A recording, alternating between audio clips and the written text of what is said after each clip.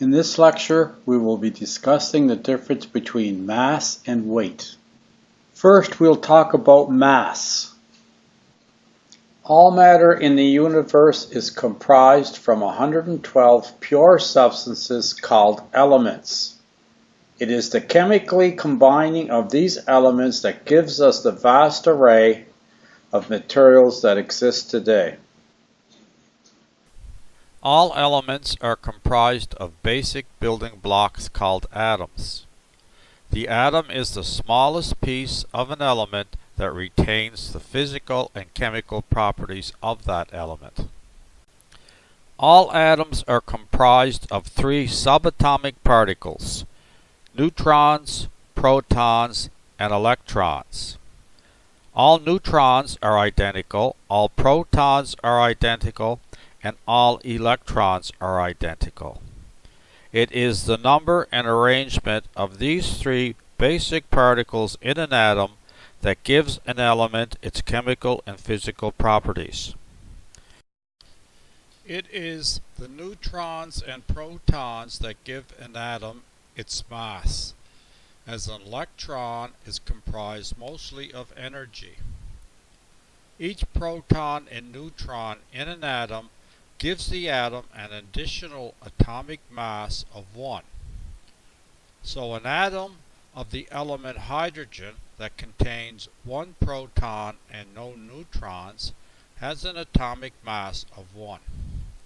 An atom of the element helium, which has 2 protons and 2 neutrons, has an atomic mass of 4. So an atom of helium therefore has a mass 4 times that of the element hydrogen. In the metric system, we measure mass in the basic unit of kilograms. An object having a mass of 10 kilograms will have twice as many neutrons and protons as an object having a mass of 5 kilograms. As the number of neutrons and protons an object contains does not change because of its location, the mass of an object will be the same anywhere in the universe.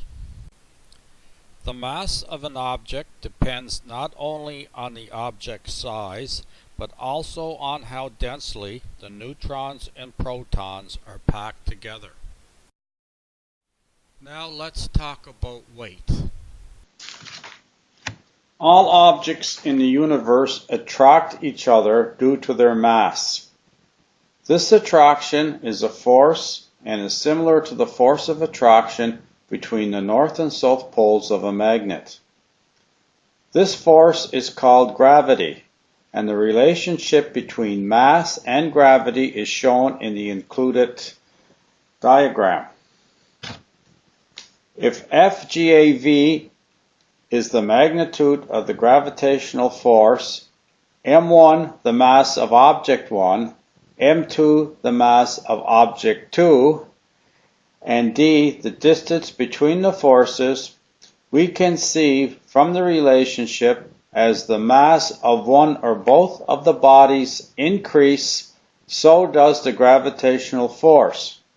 As the distance between the bodies increases, the force of gravity decreases. Let's look at how gravity affects objects on the surface of the Earth. An object on the Earth is attracted to the center of the Earth due to the large mass of the Earth.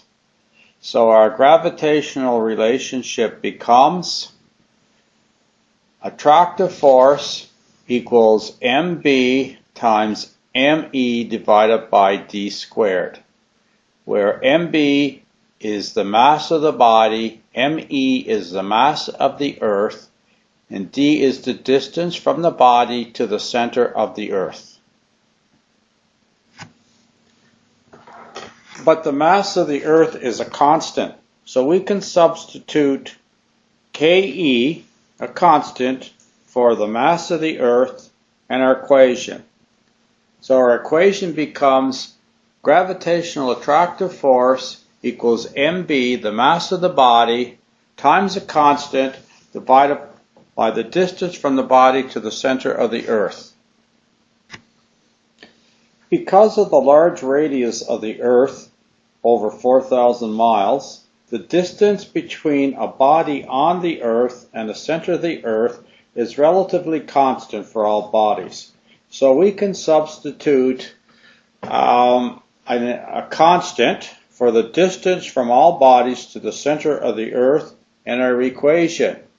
So we'll call the constant K. So our attractive force equation becomes gravitational attractive force equals mb, the mass of the body, times a constant for the mass of the Earth divided by a constant for the distance between the body to the center of the Earth.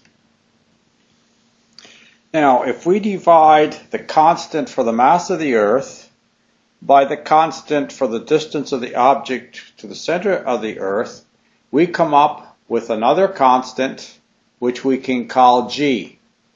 So our formula becomes a force of attraction due to gravitational pull equals the mass of the body on the Earth times G, where G is a constant and it has a value of 9.81 meters per second squared.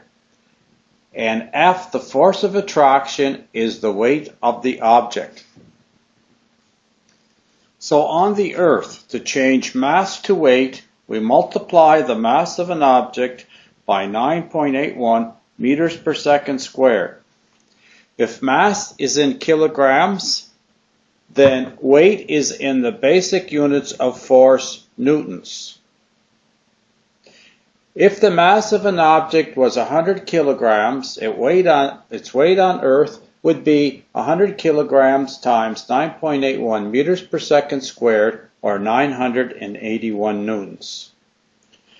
While our mass is a constant anywhere in the universe, our weight depends on our distance from a large object. If we traveled in space away from the Earth, our weight would decrease.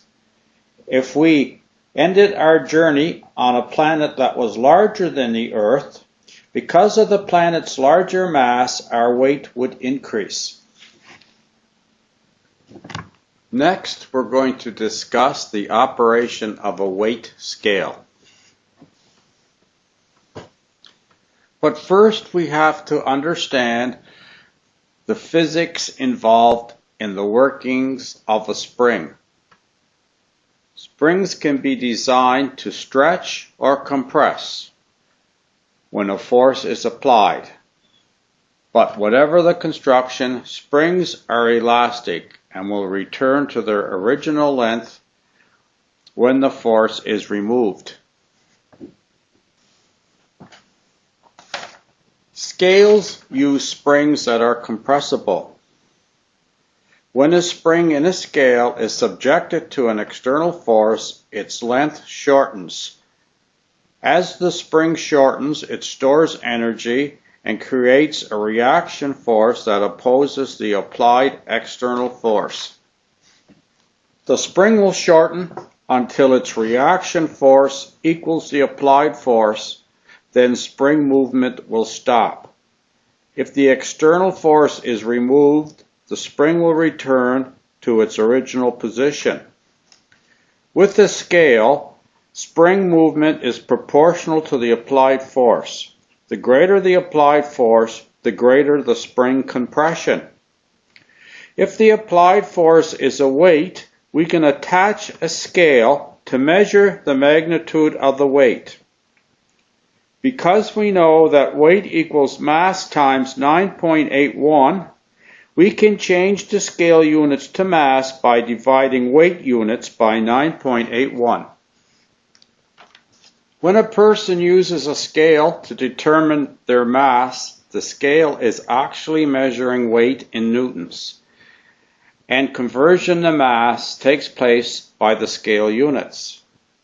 So when you ask a person how much they weigh and they respond 100 kilograms, they're actually telling you their mass, not weight. Their weight would be 981 newtons. However, it's not a good idea to ask anyone their mass or their weight.